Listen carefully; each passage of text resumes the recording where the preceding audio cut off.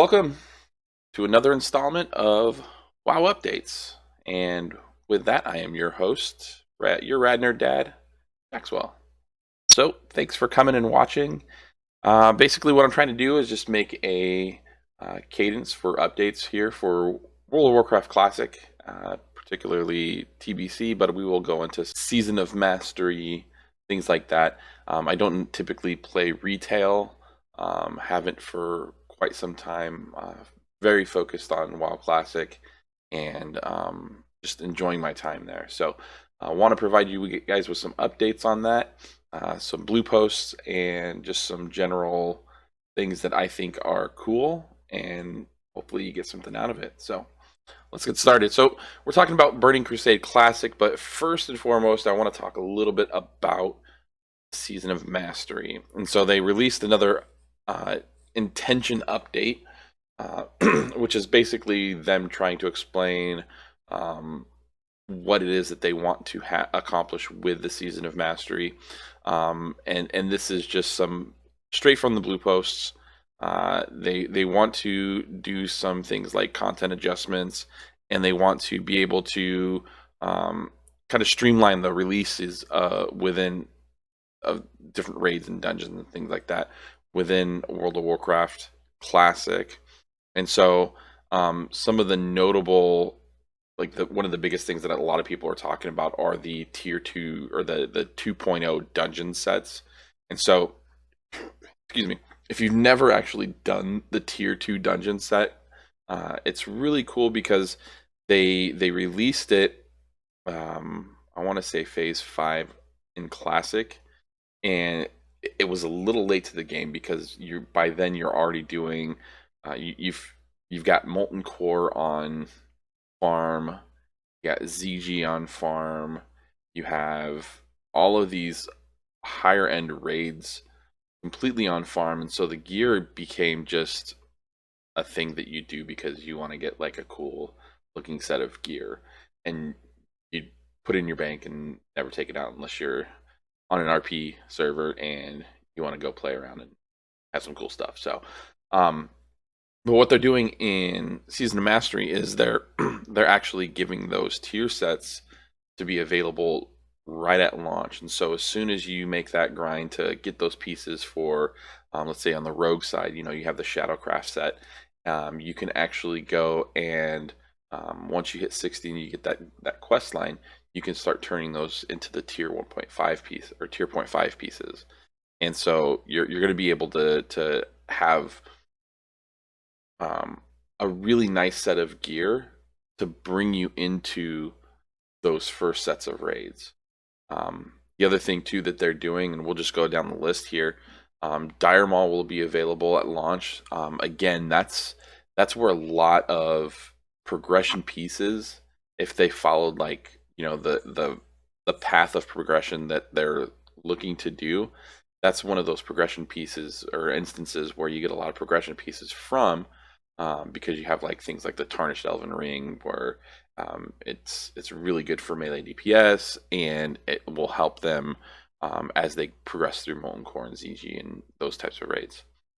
The other thing too is that the changes in patch 1.10 to dungeon rewards will be the place where the Season of Mastery starts. So that's talking about items, librams, and totems. And so people that are playing those classes will be able to have those gear pieces available to them once they start.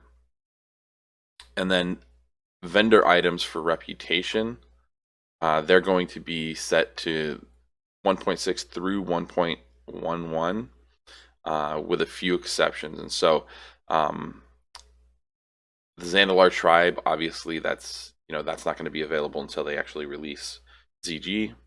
And then world drop items for the Titanic leggings and Sage Blade, those will be made later, which is fine. I mean, I don't think that I've never made them before, but if I'm not mistaken, you need pieces from some of those high-end raid tiers to actually make those, and so it makes sense to not put them in just yet.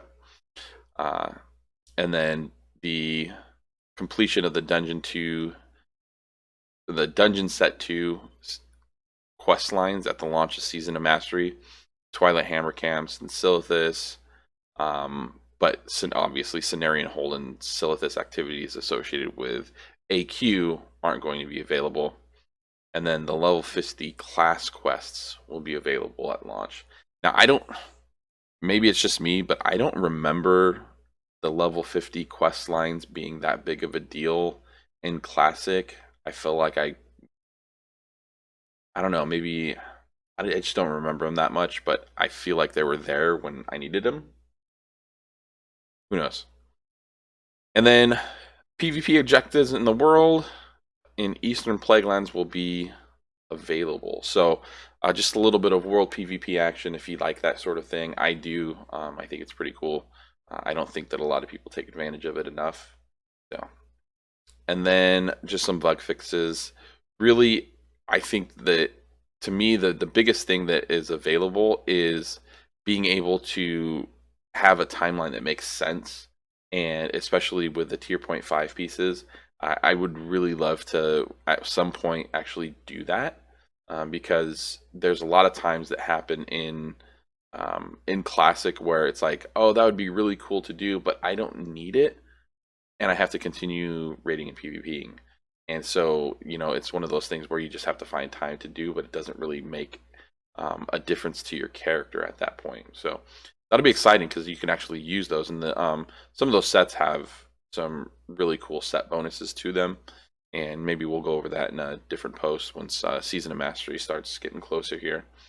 The other thing, too, about Season of Mastery, where's it at? Let me find my blue post here. Season of Mastery name reservation. So if you do plan on playing on one of these servers, you can, starting November 16th, which is a birthday. Come wish me a happy birthday. You'll be able to reserve your name. And so, like, there were a couple times where I couldn't get my name that I wanted, but reserve it on November 16th. And now, on to the meat and bones of this.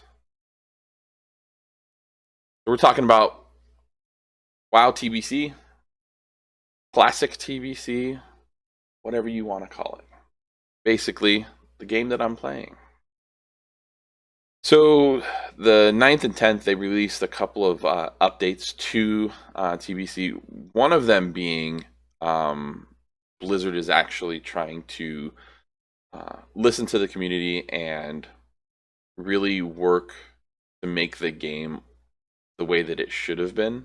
And so I'm hoping that that continues. I know that there's been like a lot of controversy with just everything that's going on the back end of Blizzard, but I do think that they are making strides to make this a better environment, and hopefully that rings true throughout the company as well. So, but with these updates, the first one on the 10th, I mean, it's not that big of a deal. It's just fixing a spawn point issue. The next one down during November 9th on the Botanica, Arcatraz, and Mackinac now actually require you to have expert writing skill. So you have to have your charity chicken, or whatever you want to call it. It's slow flying, so you have to have that to enter into the instances. And then just a couple of bug fixes. Not really that. It wasn't really these are just like whatever. But I think the biggest thing for a lot of people is like you got to do that grind to get your flying mount, because you can't progress any further in the game if you can't. So this is kind of weird to me. I don't remember this being in the game before, but this is making it sort of gated for your progression. So you have to be able to get to these instances in particular because you need the rep to get to at least Revered, so that you can follow the quest line to unlock Tempest Keep, and to be able to get keyed for all of those, and eventually leading into things like Black Temple and Sunwell Plateau, which I don't know if Sunwell Plateau had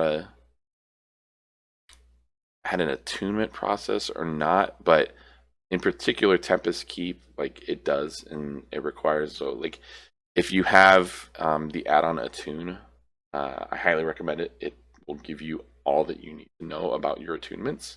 And then here's another nice one for those of you who play on very dead servers like Deviant Delight. Hopefully this makes the list for their free character transfers. And so I know there's a lot of people that are in the same position where I am, where the server is dying, and you want to be able to get to a more populated server so that you can do more things in the game and actually make progression happen.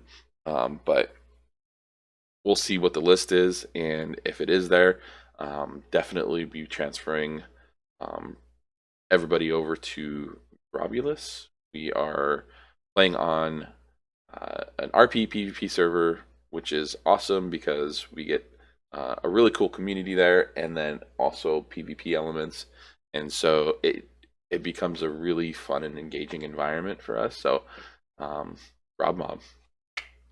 And then the last thing here, this was the big one.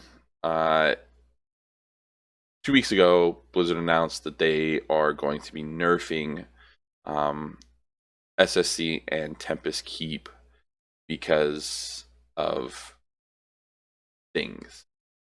I think Blizzard thought that it might have been a good idea, but it's not something that the players wanted, and I tend to agree. The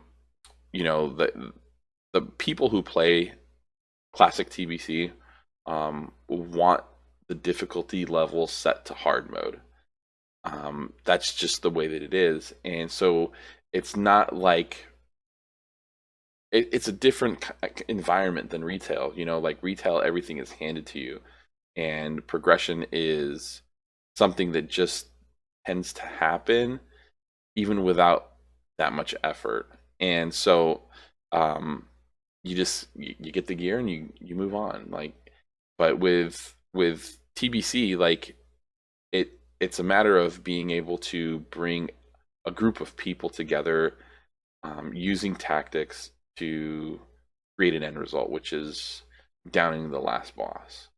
And for that to happen, you have to actually progress through as a team and get geared up together and get the tactics down and do your research and actually play the game well enough so that you can make those improvements and progress through the raids. And eventually they do become something that you put on farm, and you get the rest of your guild and alts and everybody all ready for the next phase. But I think Blizzard wants people to do it quicker than what's happening, and so they thought it might have been a good idea to nerf the mobs. And so there's a big outcry from the community, and we were like, no, just leave it as it is, because this is how it's supposed to be. We want it to be hard. We want it to be challenging. We want it to mean something when we actually achieve it. And so they listened. And with the next weekly maintenance reset, they are not going to be nerfing those bosses. And so I think that was a good thing for Blizzard to be able to just take a step back and be like, okay, you know what? Maybe we should listen this time.